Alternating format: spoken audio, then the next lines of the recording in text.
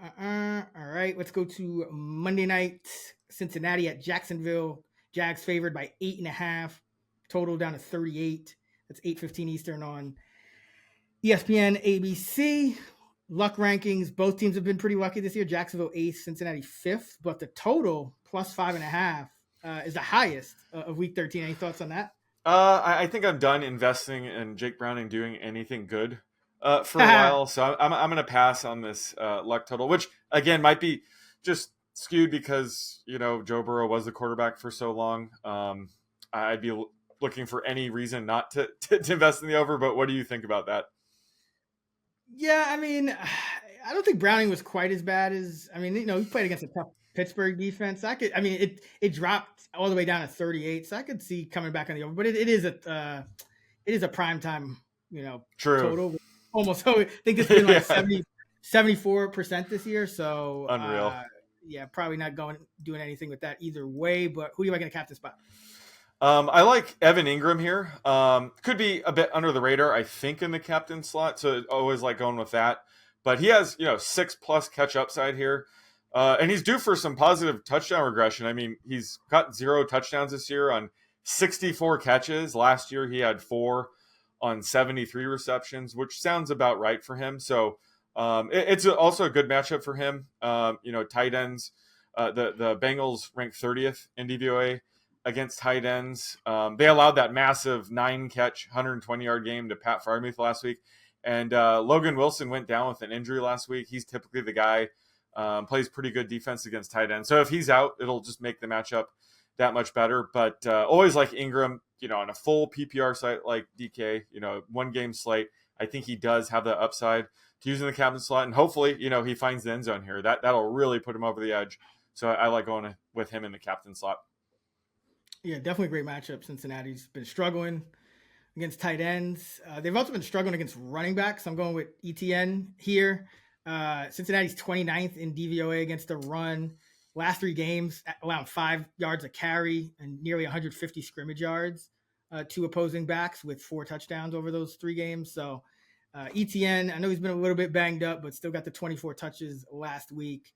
Good bet for 18 to 20 touches yet again in this one. Great matchup for him. So ETN for me. Value, who you like?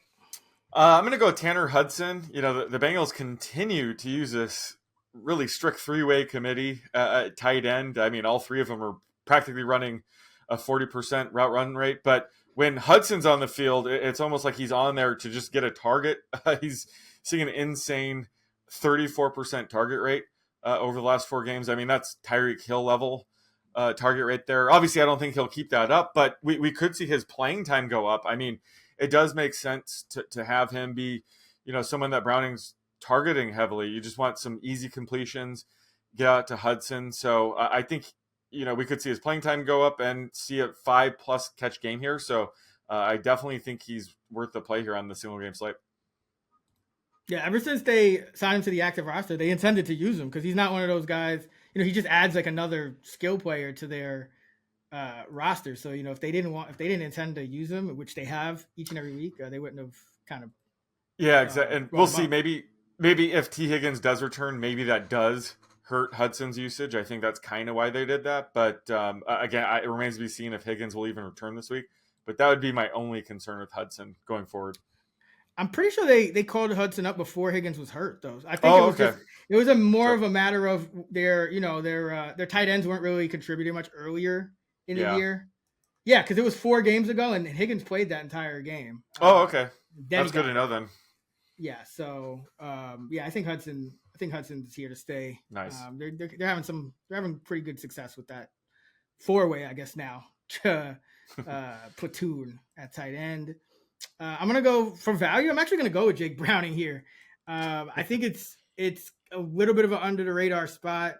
I like if ETN is in the captain, I like having Browning in the lineup as well because trailing game script. Jacksonville has, despite ranking 8th in DVOA against the pass, they've given up the 3rd most fantasy points to opposing quarterbacks. So this is a defense that you can get some production against. Browning's underlying numbers aren't terrible. Now, he did have a couple of lucky deflections right into the hands of Jamar Chase against the Steelers. So, take it with a grain of salt. But he is completing 66% of his passes, 7.2 yards an attempt, and a touchdown rate of 4.9%. Those are all above league average.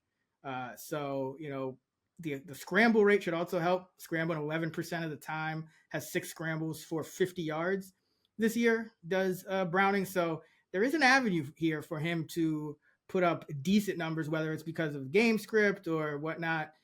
Obviously, Higgins coming back would only help that. But either way, I think Browning is an interesting value play here. Hasn't really blown up or anything, but the underlying metrics aren't too terrible, and he has some rushing upside. So everything you can really ask for from a quarterback here. So like him as a value play. What about dart throws? Where you going? I think Dearness Johnson makes sense as a dart throw. Before the year started, I thought rookie Tank Bigsby would not only be the clear number 2 back in this offense, but I thought he'd eat into Travis Etienne's workload way more than he has. But it looks like Johnson's leapfrogged him, and he's the clear number 2 back right now. They've also, it looks like they've tried to limit Etienne's workload of late, using Dearness Johnson a bit more. And he's put up solid numbers. He's come close to seeing 10 plus touches the past couple weeks. So he's getting enough volume to use here. And if this game gets out of hand and, the Jaguars are winning by 10 plus late in the game, I could see them, just turning to Dearness Johnson to kind of preserve Etienne a little bit. But either way on this slate, I think it makes sense to sprinkle in some Dearness Johnson here. Yeah, he looked really good he got a few touches in that game last week. And I think second week in a row, he broke off a big play. So yep. He's been earning more and more playing time. I'm going with rookie tight end Brenton Strange for the Jags. And this is, kind of a true dart throw, but number one, it has a couple of things that I like going for him. Number one, rookie later in the year, expecting, the breakout to kind of happen around this time. But he is 5th on the team in red zone targets. And Cincinnati's 30th in DVOA against tight ends. So, and they're giving up the second most yards to tight ends. So this is a good matchup for a guy like Strange, only running around about 20% of the dropback. So true dart throw, but does have some talent, good matchup. Maybe we even get a blowout here, which I think Strange can maybe be able to get in the game at some point. And, Ingram, I think, is a great play. So Strange does give you at least some leverage on Ingram. Like if like Ingram isn't the tight end to score a touchdown, which has been the case, it's probably Strange or Luke Farrell. Farrell had, I think, a better game last week, but Strange is the more talented receiver. So like him as a dart throw. Yeah, he's definitely the more talented backup, but I was going to ask, what the hell is up with Luke Farrell? 65% target rate the past 2 weeks. He's had some pretty good games. 2 catches for 21 yards week 11. Last week, 3 catches for 55 yards in very little playing time, I might add. So very bizarre. But yeah, that might make Strange an even better dart throw because no one's going to take him.